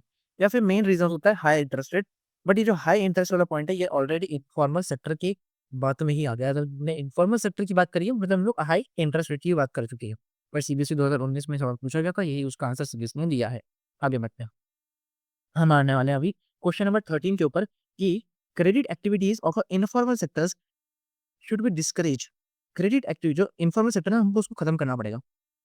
हम इनफॉर्मल सेक्टर को कैसे खत्म कर सकते हैं? बिकॉज इनफॉर्मल सेक्टर एक अच्छी चीज़ नहीं है ना, हमारी सोसाइटी के लिए एक अच्छी चीज़ नहीं है, हमारी इकोनॉमी के लिए एक अच्छी चीज़ नहीं है। इसको कैसे खत्म कर सकते हैं? बहुत ही बेसिक है, बहुत ही अच्छी चीज़ है। ठीक है, इसको कैसे डिस्करेज कर सकते हैं? सबसे पहले तो ये जितने भी सेक्टर हैं, इसमें जो एक्टिविटीज़ होती हैं, इसमें जो काम होता है इन्फॉर्मल सेक्टर के अंदर, वो मनी लेंडर्स करते हैं या तो फिर एम्प्लॉयर्स होते हैं या नेबर्स होते हैं, फ्रेंड्स होते हैं। इनके ऊपर गवर्नमेंट का कंट्रोल नहीं होता। They are outside the control of the government. Government का इन पे नज़र नहीं होती। इसका मेन रीज़न हो सकता है। कोई ऑर्गनाइज़ेशन जैसे कि आरबीआई उनको सुपरवाइज़ नहीं कर रही होती है। ठीक है? इनके ऊपर कोई फिक्स्ड रूल्स ही नहीं होते, कोई कानून ही नहीं लगता इन लोग के ऊपर, फिक्स्ड रूल या रेगुलेशंस नहीं है। जैसे फॉर्मल सेक्टर के अंदर कि बैंक को इतने इंटरेस्ट पे लोन देना है और जो लोन दिया है इसकी इन्फॉर्मेशन आरबीआई को पता होनी चाहिए, सारी चीज़ें। ठीक है? ऑल्सो इन्फॉर्मल जो लेंडर होते हैं वो हाई इंटरेस्ट रेट चार्ज करते हैं बोरोवर्स के पास। ये एक मेजर इसका रीज़न है। Sometimes a substantial part of the hard earned income is repaid as an interest. अब इससे क्या होता है, हाई इंटरेस्ट रेट चार्ज करने की वजह से जिस बंदे ने लोन लिया है, उसको लोन रिपे करने के लिए तो इनकम भी देनी पड़ेगी अपनी, मतलब दैट उसको उसने जो लोन लिया है, वो लोन का पूरा पैसा भी दो, उसके ऊपर इंटरेस्ट तो ज़्यादा देना पड़ता है। तो जितना उसने कमाया उससे ज़्यादा तो उसने लोन के लिए ब्याज में ही वापस भर दिया। ये बता रहा है। इससे वो डेब्ट ट्रैप में भी फँस सकता है। समझा कि नहीं? लगा डेब्ट ट्रैप में। Sometimes these lenders impose very tough and unreasonable conditions, so there are no options for them other than comply. ठीक है, कुछ सर्टेन रिस्ट्रिक्शंस और अनसर्टेन कंडीशंस लगा देते हैं कि इस टाइम तक या इतने टाइम में तेरे को लोन रीपे करना ही पड़ेगा, वरना खत्म है तू, समझा? सिस्टम खत्म है तेरा। आ जाओ, next question is question number 14, why do bank and cooperative society needs to lend more? क्योंकि हमको इनफॉर्मल से ड्रॉ गिराने का है, इस वजह से। आ जाओ, lend more explain. Banks and cooperative societies needs to lend more. क्योंकि इससे हाई इनकम जनरेट हो सकती है कंट्री के अंदर, कंट्री का इकोनॉमिक डेवलपमेंट हो सकता है, लोगों को चीप क्रेडिट मिल सकते हैं, ठीक है। They could grow crops and set up small industries. लोगों को लोन सस्ते में मिलेगा तो अपनी खुद की बिजनेस चालू कर सकते हैं, खुद ग्रो कर सकते हैं, ठीक है। एक सस्ता अफोर्डेबल क्रेडिट लोगों को मिल सकता है। इनफॉर्मल सेक्टर के ऊपर जो डिपेंडेंसी है हम उसको कम खत्म कर सकते हैं, रिड्यूस कर सकते हैं। It is important that the formal credit is distributed more equally so that the poor can gain the benefit. ठीक है, ताकि फॉर्मल क्रेडिट इक्वली डिस्ट्रीब्यूट हो, ताकि हर इंसान को सस्ते लोन की जो है मुनाफा उसको बेनिफिट मिल सके। समझा गया? नेक्स्ट क्वेश्चन बहुत आता है, मैं इसमें 2 मिनट क्रेडिट में। Question number 16, why is it necessary to increase the number of banks mainly in the rural areas?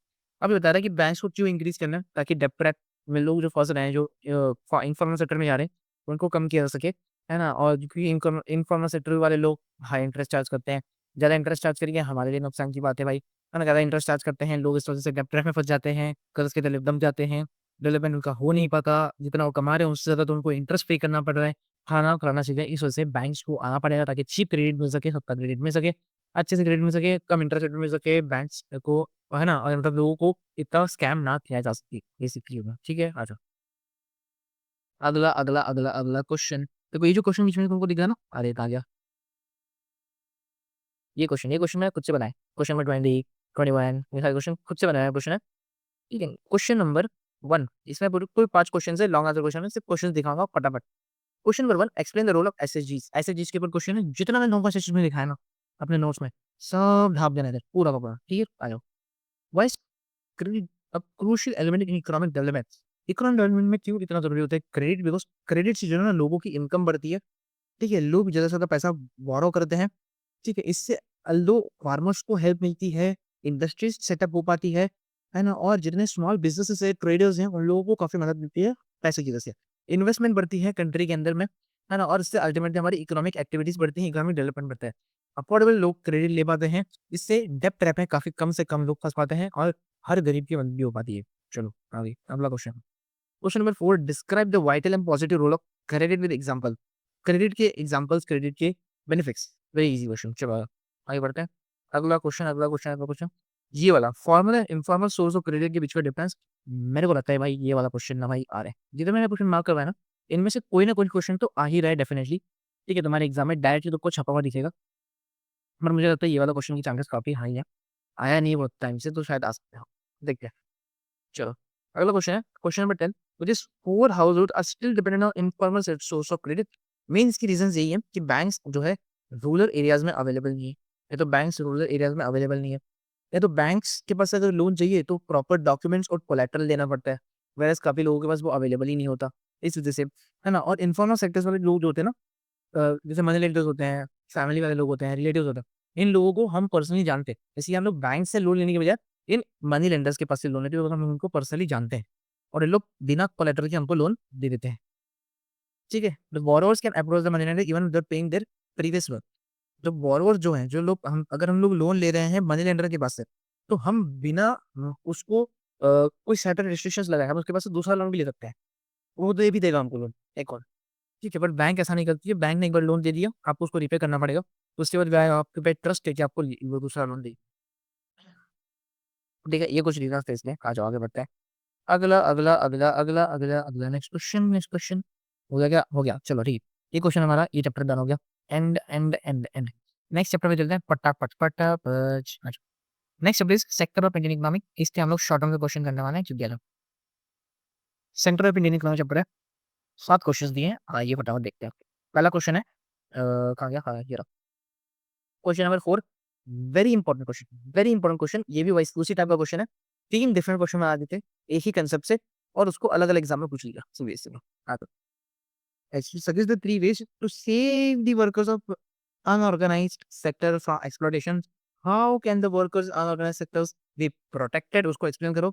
और फिर यह तो निदान करा दी हुई है जिसका मतलब अल्टीमेटली यही है कि भाई हम लोग अनऑर्गेनाइज्ड सेक्टर को कैसे प्रोटेक्ट कर सकते हैं। एक चीज दिखाऊं इसमें तुमको, एक चीज दिखाता हूँ। अच्छा एक सेकंड ना, अ, एक चीज दिखाते हैं एरा।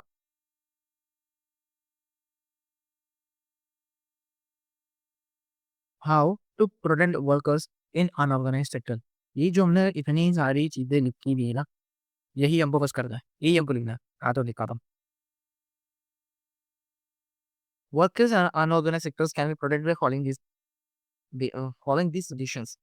गवर्नमेंट ने एक मिनिमम वेज रेट जो है फिक्स करना चाहिए और वर्किंग आवर एक फिक्स कर देना चाहिए लोगों का इनफॉर्मल सेक्टर के अंदर कि भाई अगर आप इनफॉर्मल सेक्टर में भी काम कर रहे हो तो आपको इतने घंटे ही काम करना पड़ेगा, है ना। आपको इतनी फिक्स सैलरी जो मिलेगी, आपको टेंशन मत लेना, ठीक है क्या।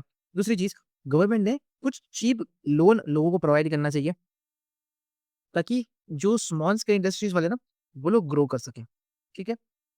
उसके साथ-साथ गवर्नमेंट ने cheap and affordable basic services भी प्रोवाइड करनी चाहिए ऐसे लोगों को, जैसे कि एजुकेशन, हेल्थ और फूड लोगों को प्रोवाइड करना चाहिए बिकॉज़ ऐसे लोगों के पास जो अनऑर्गनाइज़ सेक्टर में काम कर रहे हैं, तो इतनी फैसिलिटीज़ नहीं होती, इतनी चीज़ें बेसिक चीज़ें नहीं होती हैं इन लोगों के पास। ठीक है जी, वही बात। क्वेश्चन नंबर 6 ये बोलता है कि why is the tertiary sector becoming more important in India? क्यों टर्शियरी सेक्टर इतना ग्रो हो रहा है इंडिया के अंदर? इसके पीछे भी हमने जो रीज़न है, वो अपने नोट्स में लिखा रखा है, दिखाओ। आ जाओ। कहाँ गया, कहाँ गया?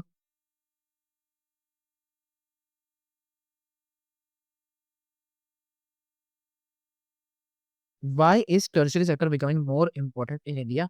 इसमें हमने कुछ पॉइंट लिखे थे जैसे कि बेसिक सर्विसेज लोगों की जरूरत है, ठीक है। जो लोगों को बेसिक सर्विसेज की जरूरत होती है जैसे कि हॉस्पिटल्स, स्कूल्स, कोर्ट्स या पुलिस या बैंक्स या ट्रांसपोर्टेशन की, ये बेसिक सर्विसेज का काम जो है ना वो टर्शियरी सेक्टर के अंदर आता है। इस वजह से टर्शियरी सेक्टर इतना ग्रो हो रहा है बिकॉज इन सर्विसेज को ग्रोथ मिल रही है। टर्शियरी सेक्टर प्राइमरी और सेकेंडरी सेक्टर का एक सपोर्ट सिस्टम है। अगर प्राइमरी सपोर्ट सेकेंडरी सेक्टर बढ़ेंगे, टर्शियरी सेक्टर और बढ़ेगा, ठीक है। उसके साथ-साथ लोगों की अगर इनकम बढ़ती है, तो लोग शॉपिंग करेंगे, लोग ट्रैवल करेंगे, टूरिज़्म ये भी तरीके की सर्विस ही होती है ना? टूरिज़्म भी एक तरीके की सर्विस प्रोवाइड करता है। कैसे करता है? हमने लॉजिक तुमको क्लास में समझाया था। उसके साथ-साथ न्यू सर्विसेज़ का ग्रो होना जैसे कि इन्फॉर्मेशन टेक्नोलॉजी, एआई का ग्रो होना, आईटी का ग्रो होना, लैपटॉप्स का ग्रो होना, कंप्यूटर्स का ग्रो होना, इंटरनेट का ग्रो होना, जैसे कस्टमर केयर भी एक तरीके की सर्विस ही होती है, ठीक है। तो इन सर्विसेज़ का ग्रो होने की वजह से टर्शियरी सेक्टर अल्टीमेटली ग्रो हो रहा है। ये बात बताई गई है यहाँ पे, ठीक है? चलो। आगे बढ़ते हैं, आगे बढ़ते हैं, आगे बढ़ते हैं। अब जो मैंने तुमको बताया ना, जो 4 पॉइंट्स मैंने तुमको दिखाए टर्शियरी सेक्टर क्यों इतना इंपॉर्टेंट बन गया है इंडिया के अंदर, वो पॉइंट जो है तुम बेसिकली 4 मार्क के लिए नहीं लिख सकते, तुम वो 6 मार्क के लिए लिख सकते हो। तुम उसमें थोड़ी चीज़ें कम कर दो, ठीक है? जैसे कि 4 पॉइंट्स तुमको रखनी है उसके अंदर, पर अंदर का जो माल मसाला है ना, उसको थोड़ा कम कर देगा। चलो, क्वेश्चन नंबर 11 है कि why does the public sector contribute to the economic development of the nation? Public sector कैसे कंट्रीब्यूट करता है इकोनॉमिक डेवलपमेंट के लिए? इसके ऊपर भी क्वेश्चन है। अच्छा, पब्लिक सेक्टर बेसिकली हमारा गवर्नमेंट सेक्टर होता है। गवर्नमेंट सेक्टर कैसे मदद करता है? अरे गवर्नमेंट ही तो हमारा इंफ्रास्ट्रक्चर बिल्ड करती है कंट्री के अंदर, जो रोड्स बन रही है, ब्रिजेस बन रही है ना? ये सारी चीज़ें गवर्नमेंट ही बना रहा है, ठीक है? तो गवर्नमेंट इंफ्रास्ट्रक्चर बनाती है। इस रीज़न से अल्टीमेटली पब्लिक सेक्टर जो है इकोनॉमिक डेवलपमेंट को भी बूस्ट हो रहा है। हमारी इकोनॉमिक डेवलपमेंट ही बढ़ रहा है कंट्री का, ठीक है? उसके साथ-साथ हमारी कंट्री में एम्प्लॉयमेंट जनरेशन गवर्नमेंट ही हमारी कंट्री के अंदर, है ना? अगर लोगों को ज़्यादा से ज़्यादा बेरोज़गारी से रोज़गार बनाएँगे, ज़्यादा से ज़्यादा लोगों को रोज़गार मिलेगा, ठीक है? तो हमारी अल्टीमेटली इंडस्ट्रीज़ ही ग्रो होंगी, स्मॉल स्केल इंडस्ट्री, बाकी इंडस्ट्रीज़ हमारी ग्रोथ होती हैं और अल्टीमेटली इकोनॉमिक डेवलपमेंट ही होने वाला है। कुछ एक्सेसिव सर्विसेज़ प्रोवाइड करना, तो बेसिकली गवर्नमेंट का काम क्या होता है? एम्प्लॉयमेंट जनरेट करके देना, ठीक है? लोगों को रोज़गार देना, बेसिक फैसिलिटी प्रोवाइड करवा के देना, जैसे एजुकेशन हो गया, हेल्थ फैसिलिटी हो गई, है ना? प्रॉपर फूड फैसिलिटी हो गई, बहुत सारी चीज़ें और इंफ्रास्ट्रक्चर बिल्ड करना। ये बेसिक ही चीज़ें होती हैं जो गवर्नमेंट की होती हैं, वही बात कर रहे हैं यहाँ पर। How can more employment be generated in the agriculture sector? Give any 3 methods कि किस तरह से हम लोग एग्रीकल्चर सेक्टर में ज़्यादा से ज़्यादा एम्प्लॉयमेंट जनरेट कर सकते हैं। गवर्नमेंट ने ना इरिगेशन फैसिलिटी इंक्रीज़ करनी चाहिए। बिकॉज़ बिना इरिगेशन के ना कोई एक सिंगल क्रॉप जो है ग्रो नहीं हो पाता, है ना? उसको लेस टाइम लगता है, less working opportunity but in if irrigation is provided 2 और more crops can be grown on the same field. एक ही फील्ड में ज़्यादा से ज़्यादा क्रॉप्स हम लोग ग्रो कर सकते हैं। बेसिक फैसिलिटी जैसे कि गवर्नमेंट ने बेसिक इंफ्रास्ट्रक्चर प्रोवाइड करना चाहिए, केमिकल्स, पेस्टिसाइड्स, फर्टिलाइजर्स ये सारी चीज़ें प्रोवाइड करनी चाहिए और लोन भी प्रोवाइड करवा देना चाहिए। ठीक है जी। फिर जैसे देखो ईज़ी लोन प्रोवाइड करना चाहिए। इस आ जाओ, आगे बढ़ते हैं। Question number 14 is why is the tertiary sector becoming more important in India? Same question ऊपर देख के वापस आ चुके हैं। बस ये क्वेश्चन है यहाँ पे दोस्तों। Next question, question number 15 how do we count various goods and services calculating GDP of the country? ठीक है, जीडीपी कौन-कौन कैलकुलेट करता है? जीडीपी बेसिकली कौन कैलकुलेट करता है? वो हमसे पूछा है। How do we count various goods and services counting GDP, calculating GDP. कौन कैलकुलेट करता है जीडीपी को? तो कैलकुलेट करने के लिए जीडीपी का हमारी सेंट्रल गवर्नमेंट जो है ना, सेंट्रल गवर्नमेंट की एक मिनिस्ट्री है, सेंट्रल गवर्नमेंट मिनिस्ट्री बेसिकली वो जीडीपी कैलकुलेट करते हैं। जितने भी स्टेट्स होते हैं ना, उन स्टेट्स को बोलते हैं कि भाई तुम्हारे स्टेट के अंदर या तुम्हारी यूनियन टेरिटरीज के अंदर जितनी भी इंफॉर्मेशन है, जितने भी गुड्स बने हैं, जो भी है सारी चीज़ें हमको डेटा निकालो और वो हमको सबमिट करो। इसको सेंट्रल मिनिस्ट्री को और फिर सेंट्रल मिनिस्ट्री उन सभी डेटा की मदद से एक एस्टिमेटेड जीडीपी निकालती है कंट्री की। ठीक है जी, चलो। और निकलती कैसी जीडीपी? निकलती कैसी? जीडीपी हमेशा सिर्फ़ और सिर्फ़ फाइनल गुड्स की निकलती है। किसकी निकलती है? फाइनल गुड्स एंड सर्विसेज़ की। किसकी? Value of final goods and services की निकलती है, जो कि एक कंट्री के अंदर बने हैं, उस पर्टिकुलर ईयर के अंदर में। आइए वापस बोलता हूँ मैं तुमको, वापस बोलता हूँ। जीडीपी जो निकलती है ना, वो अल्टीमेटली वैल्यू होती है, किसकी value? Value of the all the final goods जो एक कंट्री के अंदर बने हैं, एक पर्टिकुलर साल के अंदर में। ठीक है? The value of final goods and services in 3 sectors और ये तीनों सेक्टर की जो फाइनल गुड्स की वैल्यू होती है, उसको कैलकुलेट किया जाता है डिफरेंट गवर्नमेंट डिपार्टमेंट्स में मिलके। मतलब बेसिक कहा जाए तो primary, secondary, tertiary. Primary sector, secondary से प्राइमरी सेक्टर में या सेकेंडरी सेक्टर या टर्शियरी सेक्टर, इन तीनों सेक्टर में इंडिविजुअली कितने फाइनल गुड्स बने हैं ना, उसकी वैल्यू को निकाला जाता है ना? 1 साल में कितने फाइनल गुड्स बने हैं, उनकी वैल्यू को निकाला जाता है, उनको एड अप किया जाता है एंड देन वहाँ से जो हमारी जीडीपी निकलती है और निकालता कौन है? सेंट्रल गवर्नमेंट मिनिस्ट्री निकालती है। आइए next question, question number 17 in what ways government can increase employment in rural sector? Rural sector में किस तरह से गवर्नमेंट एम्प्लॉयमेंट जनरेट कर सकती है? अगर गवर्नमेंट रूरल एरिया में कोई काम चालू करे, जैसे इंफ्रास्ट्रक्चर बनाए, तो उसमें वहाँ पे गवर्नमेंट को क्या लगेंगे? वर्कर्स। वर्कर्स चाहिए, तो गवर्नमेंट उन वर्कर्स को अपॉइंट कर सकती है, बेसिकली लोगों को एम्प्लॉयमेंट मिल जाए सुबह से। ठीक है? जैसे कि कोई मेगा प्रोजेक्ट जैसे हो गया ना, डैम्स हो गए, डैम्स बना सकते हैं या कैनाल बना सकते हैं, जिससे वहाँ पे जो लोग हैं, वो लोग एज़ अ वर्कर काम करेंगे और उन लोग को वहाँ पे एम्प्लॉयमेंट मिल सकता है, रोज़गार मिल सकता है। ठीक है? By introducing tertiary facilities in the area. ठीक है। नेक्स्ट चीज़ इज़ कि जो वहाँ पे जितनी इंडस्ट्रीज़ हैं, गाँव में जितनी इंडस्ट्रीज़ है ना, रूरल एरियाज़ के अंदर उन इंडस्ट्रीज़ को ग्रो करना, उन इंडस्ट्रीज़ को लोन देना, सस्ते में लोन देना, उनको ग्रो करना। अगर वो ग्रो करेंगी, तो वो ज़्यादा से ज़्यादा लोगों को एम्प्लॉयमेंट देगी, वहाँ पे रोज़गार पे रखेगी, ताकि अल्टीमेटली फिर अनएम्प्लॉयमेंट कम होगा, एम्प्लॉयमेंट बढ़ेगा। It is possible to set up industries that process vegetables, agriculture products like potato, sweet potato हुआ। ठीक है? और विलेजेस में इंडिया की खास बात है कि इंडिया में जो है ना कल्चर काफ़ी अच्छा है इंडिया का। ठीक है? तो टूरिज़्म को प्रमोट किया जा सकता है, तो ज़्यादा से ज़्यादा लोग अगर आएँगे गाँव में देखने के लिए, तो अल्टीमेटली टूरिज़्म बढ़ेगा, तो लोगों को रोज़गार भी मिलेगा। टूरिज़्म की वजह से या सर्विसेज़ न्यू सर्विसेज़ निकालने की वजह से किसी new services like IT sector के अंदर सर्विसेज़ इंट्रोड्यूस करने की मदद से। ठीक है क्या? अब बात करते हैं लॉन्ग आंसर क्वेश्चन की। 4 ही क्वेश्चन है, फटाफट, फटाफट, फटाफट, फटाफट। क्वेश्चन नंबर 1 है, why is agriculture the most labour absorbing sector in India? How does this gas unemployment make it worse? Explain with an example, very important. पढ़ना है आंसर चुन।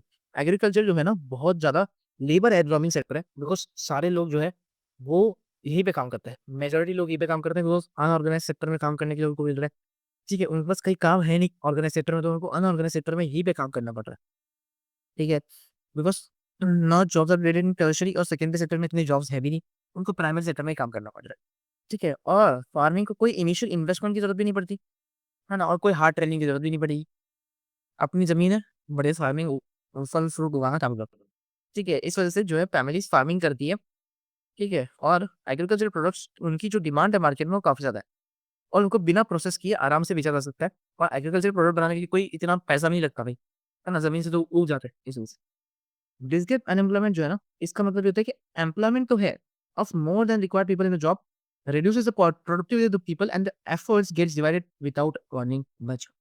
Disguised unemployment का मतलब ये होता है कि लोग काम तो कर रहे हैं, लेकिन वो अपने फुल पोटेंशियल से काम नहीं कर रहे हैं। लोग एम्प्लॉयड तो हैं, लेकिन हद से ज़्यादा लोग एम्प्लॉयड हैं एक जगह पे। इतने एम्प्लॉयड हैं कि उन लोगों को काम स्प्लिट करना पड़ रहा है और स्टिल हर इंसान अपनी फुल कैपेबिलिटी से काम नहीं कर पा रहा। उस वजह से इतने सारे लोग एम्प्लॉयड हैं उस एक जगह पे अपना। इस चीज़ से इसे हम कहते हैं disguise unemployment. Next question, next question, next question, next question is question number 7। Question number 10 इसकी जैसा सिमिलर है, दिखाऊंगा तुमको। How does public sector contribute to the economic development of the nation? Public sector economic development में जैसे contribute होता है, हम एग्जैक्ट क्वेश्चन ऊपर देख के आ चुके हैं। ये वाला आंसर तुमको बताना है, थोड़ा सा लॉन्ग फॉर्मेटेड। क्वेश्चन नंबर 8 देखेंगे, suggest any 5 measures to reduce unemployment. Unemployment कैसे खत्म किया जा सकता है? बहुत ही बेसिक आंसर है इसका। It can reduce the capacity building. Capacity when we build to acquire jobs, मतलब कैपेसिटी बिल्डिंग का मतलब है नए जॉब्स क्रिएट करो, नई स्किल्स क्रिएट करो, प्रॉपर एजुकेशन दो, ठीक है? ये सब कर सकते हैं। वो ज़्यादा से ज़्यादा एम्प्लॉयमेंट लेकर आओ, ज़्यादा से ज़्यादा इन्वेस्टमेंट लेकर आओ, छोटी-छोटी इंडस्ट्रीज़ को ग्रो करो, ठीक है? लोगों को सपोर्ट करो, गवर्नमेंट ने लोन प्रोवाइड करना चाहिए एंड दैट्स ऑल, ठीक है? The national rural development programme scheme वो लाई गई ताकि एम्प्लॉयमेंट लोगों को दिया जा सके, ठीक है? Credit should be made easily available for the young man and womens, ठीक है? ताकि लोगों को क्रेडिट मिल सके, लोन मिल सके, ठीक है? ईज़िली लोन मिल सके। Farmers should have been given credit easily to encourage them to set up food processing units which can generate more employment. तो बेसिक लोगों की मदद करनी चाहिए, तो गवर्नमेंट ने लोगों की मदद करनी चाहिए ताकि एम्प्लॉयमेंट जनरेट, अनएम्प्लॉयमेंट कम हो सके और एम्प्लॉयमेंट जनरेट, ठीक है? अगला अगला अगला अगला नहीं है, जब हो गया क्या? नहीं, एक और है क्वेश्चन नंबर 30, जो इंपॉर्टेंट क्वेश्चन मैंने इसलिए मार्क कर रखा है, ये इंपॉर्टेंट मार्क कर रखा है मैंने यहाँ। ये सवाल कभी भी सीबीएसई ने नहीं पूछा, ये सवाल कोई सैम्पल पेपर में नहीं आया हुआ है, कभी सीबीएसई ने अपने प्रीवियस पेपर में नहीं पूछा। स्टिल मैंने इसको इम्पोर्टेंट मार्क किया। रीज़न क्या है इसके पीछे का? जब पढ़ोगे समझ में आएगा। एक नाम बंदा है, इसका नाम है कृष्णकांत। उसके 4 बेटे थे, जो लोग फार्मिंग करते थे, है ना? और वो अपनी फैमिली को इसी फार्मिंग के से सपोर्ट करते थे। उसके जो बेटे थे, वो पढ़ाई में काफ़ी अच्छे थे, बट उन्होंने अपनी पढ़ाई कंप्लीट करने के बाद उनको जॉब मिल गई कहाँ पे? सिटी में। अब कृष्णकांत ने क्या करा, उनके बेटे को जॉब मिल गई सिटीज़ में, उसने अपनी फार्मिंग चालू कर दी, उनके 2 बेटे के साथ। बाकी के 2 बेटों को जॉब मिल गई थी। उसके कुछ टाइम बाद क्या हुआ, Krishnakant realized that even after the migration of his two sons, there was no effect on his agricultural productivity. उसकी ज़मीन पे पहले तो कृष्णकांत, उसके 4 बेटे काम कर रहे थे। अब उसके 2 बेटों को जॉब लग गई, तो वो निकल गए। अब कृष्णकांत और उसके 2 बेटे, वो दोनों भी वहाँ पे काम कर रहे हैं, उसी लैंड के ऊपर एग्रीकल्चर कर रहे हैं बेसिकली। उसके बाद ही कृष्णकांत को ऐसा फील हो रहा है कि वो there is no effect on the agriculture productivity. उनकी प्रोडक्टिविटी पे कोई असर नहीं पड़ रहा है, ठीक है? It means more people were working on agriculture work than required. State the consequences of over workforce in agriculture sector. बात हो रही है यहाँ पे डिसगस्ट अनएम्प्लॉयमेंट की। तो हमने जितना पढ़ा है डिसगस्ट अनएम्प्लॉयमेंट के बारे में, वही हमको यहाँ पे लिख कर खाने का है। समझा गया? समझा कि नहीं? ठीक है, तो ऐसे क्वेश्चन भी तुमको एग्जाम में आ सकते हैं मुझे लगता है। तो मैंने इंपॉर्टेंट मार्क करवा रखा है, इतना भी इंपॉर्टेंट नहीं है। बस ये टॉपिक अच्छे से कर जाना, डिसगस्ट अनएम्प्लॉयमेंट वाला। ठीक है, और मैंने तुमको सेक्टर ऑफ इंडियन इकोनॉमी का कुछ टॉपिक्स तुमको दे रखा हूँ मैंने यहाँ पे, देखो। जो ऑर्गेनाइज्ड और अनऑर्गेनाइज्ड सेक्टर का बीच का डिफरेंस बिटवीन है ना, डिफरेंस बिटवीन मेरे तुम्हारे को नोट्स में मिल जाएगा। वो एग्जैक्ट याद करके चले जाना अच्छे से, उसको देख के चले जाना डिफरेंस बिटवीन को। क्वेश्चन वहां से आने के चांसेस काफी हाई है। Next is public and private sector. Public private sector का जो डिफरेंस बिटवीन है, वो काफी अच्छे से देख के जाना। मोस्ट इंपॉर्टेंट भाई साहब, मोस्ट इंपॉर्टेंट है ये वाला। पिछले 3 अटेम्प्ट से आ रहा है, ठीक है? क्वेश्चन पेपर में नहीं आया, लेकिन जो कंपार्टमेंट के एग्जाम्स होते हैं उसमें आ रहा है। Board exam, pre board exams में भी आ रहा है काफी स्कूल्स की। तो ये क्वेश्चन मेरे को लगता है इस बार का काफी अच्छा क्वेश्चन है पब्लिक और प्राइवेट सेक्टर के बीच का टेबल फॉर्मेट में। और जो अंडर एम्प्लॉयमेंट वाले टॉपिक है, उसको अच्छे से कर लेना, जिसमें डिसगस्ट अनएम्प्लॉयमेंट आ रहा है वो वाला। Why is tertiary sector becoming so important, ये एग्जैक्ट पॉइंट हमारे नोट्स में दिया हुआ है। 4 पॉइंटर्स मैंने अपने तुमको लिखाए हुए हैं, अच्छे से करके जाना। अगर ये क्वेश्चन आता भी है तो 6 मार्क के लिए नहीं आएगा, 3 से 4 मार्क के लिए आएगा, जो मैंने नोट्स में दिया है लिख करके। एग्जैक्ट को मतलब उतार के आओगे, तुमको पूरे मार्क्स मिल जाएंगे, टेंशन लेना हुआ है, ठीक है? तो हमने यहाँ पे पूरा इकोनॉमिक्स कवर कर लिया है। अब बच्चे कह रहे होंगे कि ग्लोबलाइजेशन की क्या, ग्लोबलाइजेशन में क्या होएगा? मेरी बात ध्यान से सुनो। जो ग्लोबलाइजेशन चला चैप्टर है ना तुम्हारा, बहुत ईजी है, बहुत छोटा है। उसके अंदर 2 ही टॉपिक्स हैं जो तुम्हारे बोर्ड्स में आने वाले हैं। एक तो ग्लोबलाइजेशन वाला, और एक फैक्टर्स दैट अनेबल ग्लोबलाइजेशन, ठीक है? मैं तुमको वो कल ही मैराथन में कवर करवा रखा है। अगर तुम्हारा वो चैप्टर नहीं हुआ है ना अब तक, बिकॉज़ काफ़ी छोटा चैप्टर है, तो बच्चे छोड़ देते हैं। छोड़ना मत। मैराथन में मैंने उसको कम से कम 15 मिनट में कवर कर लिया है पूरा का पूरा। तो पिछली मैराथन में जाना, ठीक है? उसके बाद टाइम स्टैम्प दिया हुआ है, जाकर डायरेक्टली सपोज़ तुम ग्लोबलाइज़ेशन वाला चैप्टर है ना, उसका पार्ट देख लेना। 15 मिनट का है, खटाक से कवर हो जाएगा। उसके बाद जो हमारे नोट्स हैं, जो मैंने अपलोड कर रखे हैं टेलीग्राम पे, उससे एक बार पढ़ लेना उसको। उसमें से क्वेश्चन नहीं बनेगा, इतना खास क्वेश्चन नहीं बनेगा। क्वेश्चन बनेगा, लेकिन इतना खास नहीं बनेगा, डायरेक्ट क्वेश्चन बनेगा। या तो ऐसा है कि भाई एक्सप्लेन करो ग्लोबलाइज़ेशन क्या है? अगर 6 मार्क के लिए आया, तो वो बोलेगा कि भाई factors that are enable globalisation ये बताओ, लिबरलाइज़ेशन के बारे में बताओ, ट्रेड बैरियर्स के बारे में बताओ, ठीक है? उसके बाद इन्फॉर्मेशन एंड टेक्नोलॉजी, टेक्नोलॉजी ने कैसे ग्लोबलाइज़ेशन को ग्रो करा, वो बताओ। तो डायरेक्ट क्वेश्चन्स ही आएँगे। इमीडिएटली घुमा-फिरा के कोई क्वेश्चन नहीं आने वाला। वो 2 ही टॉपिक से आने वाला है। उस वजह से वो दोनों ही टॉपिक्स मेरे लिए इम्पोर्टेंट टॉपिक्स हैं, तो उसमें से कहाँ है तुमको इम्पोर्टेंट क्वेश्चन मार्क करवाओ, है ना? उन 2 टॉपिक्स के अंदर से इस वजह से नहीं मार्क करवा रहा हूँ, बस मैं तुमको बताते रहा, ठीक है? बाकी अपना यहाँ पे खत्म हो चुका है ना? हमने पूरा इकोनॉमिक्स के सारे क्वेश्चन्स को अच्छे-अच्छे क्वेश्चन्स जो इको का है, अच्छे-अच्छे क्वेश्चन्स थे, हमने वो कर लिए। अब हम शाम में मिलेंगे, सिविक्स कवर करेंगे पूरा, ठीक है? मिलते हैं कल मिलते हैं कल रात में, ठीक है?